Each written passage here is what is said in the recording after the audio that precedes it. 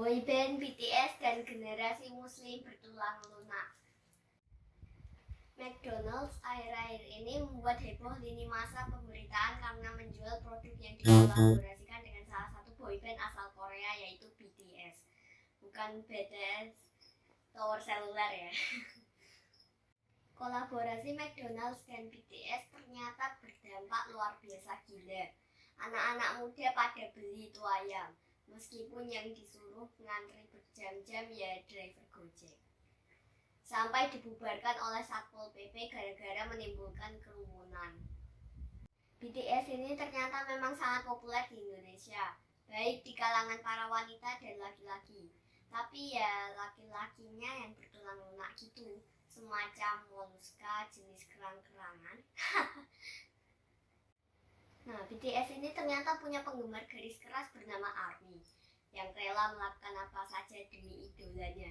Bahkan rela berbondong-bondong menyerang siapapun yang mengkritik mereka. Mirip sama hooligan di sepak bola. Oh iya, untuk Anda yang belum tahu, BTS ini singkatan dari Bangtan Sonyeondan atau Bangtan Boys atau Beyond the Scene.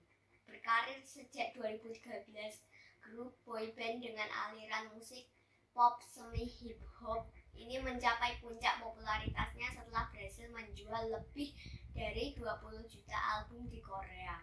Tahun 2020 lalu, grup ini bahkan diulas oleh majalah Time dengan sebutan yang tak kalah mentereng, The Next Generation Leaders, dan muncul sebagai salah satu dari 25 influential people on the internet 2017 sampai 2019. Lalu apa yang terjadi di gerai McDonald's di seluruh dunia dan khususnya di Indonesia yang menjadi bahan perbincangan di jagat maya? Pada bulan April 2021, McDonald's dan BTS sepakat untuk berkolaborasi dan melakukan branding ulang paket makanan saji dengan warna kemasan ungu. Warna khas fans grup BTS atau BTS ARMY dan tulisan-tulisan yang identik dengan grup ini dengan sebutan catchy BTS Meal. Di Indonesia sendiri, produk BTS Meal baru diluncurkan 9 Juni 2021 kemarin yang menghasilkan kerumunan heboh ojek online di beberapa gerai McDonald's dan counter drive-thru. Selain kemasan yang khas ini, McDonald's juga meluncurkan Jajun Sauce. Saus yang konon kabarnya hanya tersedia di gerai-gerai McDonald's di Korea Selatan. Meskipun kata Jajun terdengar seperti kosakata bahasa Korea. Kata ini sebenarnya nama sebuah etnis yang berdomisili di salah satu negara bagian Amerika Serikat, Louisiana. Sebagaimana kelompok etnis lain di dunia, mereka memiliki berbagai macam keragaman kuliner. Salah satunya adalah Jajun Sauce, saus yang memiliki rasa pedas dengan aroma wangi. Nah, karena kepandaian McD membranding ulang kelangkaan Jajun Sauce inilah, paket BTS Meal terlihat unik dan langka. Baru pertama kali ada di negara Indonesia. Meskipun bahan-bahan saus Jajun Sauce juga tidak susah-susah amat dicari di Indonesia. Oke, balik lagi ke masalah ayam. Ayam yang dijual McDonald's dan BTS pun ternyata ayam tak bertulang, alias ayam nugget. Kok bisa pas bener? Entah disengaja apa enggak tuh. Bahkan saya dengar katanya bungkus yang ada tulisan BTS-nya pun ada yang koleksi. Dijual sampai 500.000 katanya. Dan ada yang beli pula. Udah gila ya apa ya anak-anak muda kita. Apalagi yang laki tuh. Gede banget kan saya jadinya. Kalau wanita ya agak bisa dimengerti lah, karena mereka kan emang lunak beneran dari sononya. Nah, kalau laki-laki biji mana ceritanya itu bisa demen sama BTS, joget-joget lunak begitu. Meskipun BTS itu boyband, tapi penampakannya udah jauh banget dari kesan laki-laki. Bahkan bisa dibilang laki-laki penampakan perempuan. Ya gaya rambutnya kayak perempuan, pakai anting lagi. Herannya kenapa wanita malah pada suka. Oke lah, saya nggak bahas lagi ngomongin tuh ayam tulang lunak McDonald's-nya. Saya mau bahas koreanisasinya aja ya. Terbentuknya generasi tulang lunak di Indonesia kayaknya sekarang ini bukannya instan. Prosesnya sudah 3 dekade lebih loh, 30 tahunan lebih.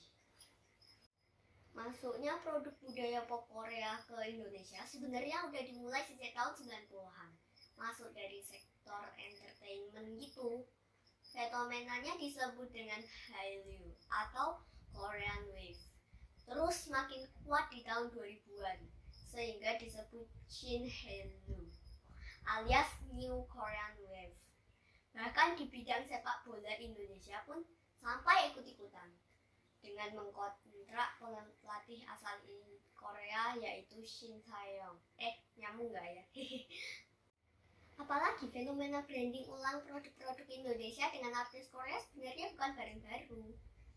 Brand ambasador Korea untuk produk-produk Indonesia sudah cukup banyak. Misalnya, sebuah produk kopi pernah bekerja sama dengan Lee Min Ho, seorang aktor terkenal Korea. Sebuah produk mie instan pernah menggandeng Siwon Choi atau anggota grup Super Junior, atau Song Sung Joong Ki. Dalam drama Vincenzo juga pernah mempromosikan produk permen Indonesia. Sebuah perusahaan e-commerce pernah juga menggandeng BTS sebagai brand ambasador mereka. Dan masih banyak lagi kolaborasi serupa. Awal masuknya tahun 90-an tuh dari drama Korea populer yang judulnya What is Love About pada tahun 1997, Stars in My Heart tahun 1999, tahun 2000-an juga ada drama populer banget judulnya Dae Jang Kyu, Autumn in My Heart, Winter Sonata.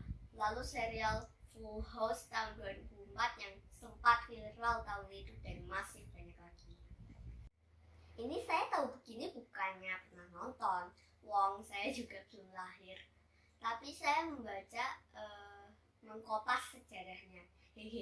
Baca atau kopas dari paper artikel Stephen Chen yang diterbitkan di International Marketing Review tahun 2016.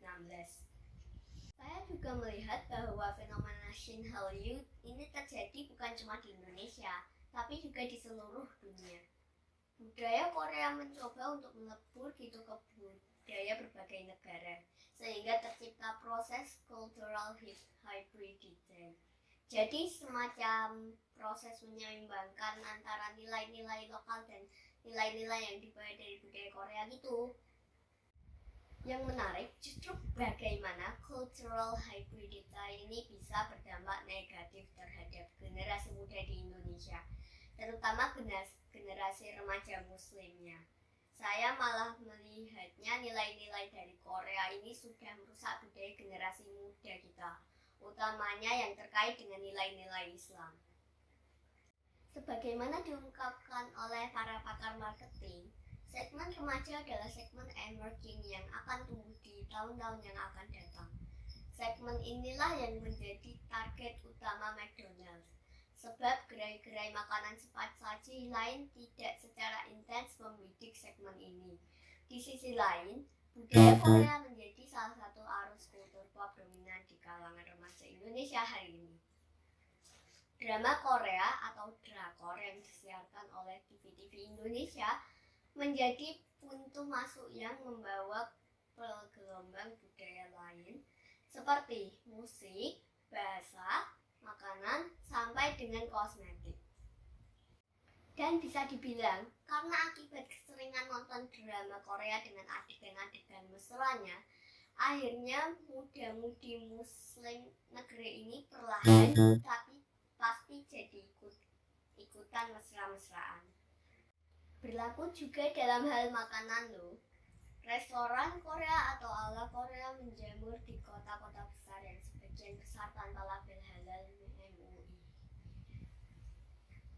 Mengkhawatirkannya, konsumen muslim generasi Z ini seolah tidak peduli terkait status kehalalan produk restoran Korea tersebut. Beberapa mufrodat atau vocabulary Korea juga udah banyak dihafal. annyeonghaseyo, dan kata lainnya tulisannya juga sampai bisa diikutin. Gila kagak tuh? Kan susah itu nulis Korea. Bangga loh mereka bisa ngomong sama nulis Korea. Giliran disuruh ngomong ana dan antum, kata mereka itu kadrun. Bangga loh mereka bisa niru dancing tula luna ala boyband Korea. Giliran disuruh sholat, kata mereka, "Bu, jangan fanatik beragama." Apalagi disuruh nulis tulisan Arab. Ngerti kagak tuh? Wong Qur'annya aja setahun sekali disentuh pas Ramadan. Itu yang penting. Yang parah malah bias gak pernah pegang Al-Quran. Rasa-rasanya perlulah orang tua dan komunitas masyarakat untuk khawatir.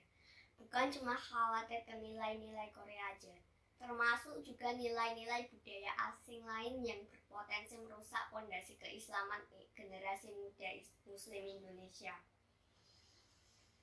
Sehingga generasi masa depan kagak jadi generasi tulang lunak atau generasi rusak lainnya. Semoga Allah mengampuni dosa-dosa kita semua dan memperbaiki keadaan bangsa ini.